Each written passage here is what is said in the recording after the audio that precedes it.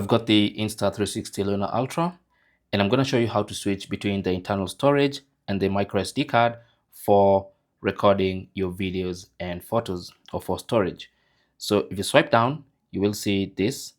Now, if you swipe to the left, you can see SD card and internal storage. Now you can see the SD card is highlighted, and you can actually see how much of the SD card space has been used versus the maximum capacity. Same goes for the internal storage on the left hand side.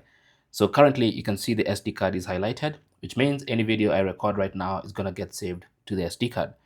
Now if you want to switch to internal storage, all you have to do is tap on that and then tap on confirm, and now it's been switched to internal storage, and now you can see internal storage is highlighted. That means now if I want to record anything, it's going to get recorded to the internal storage.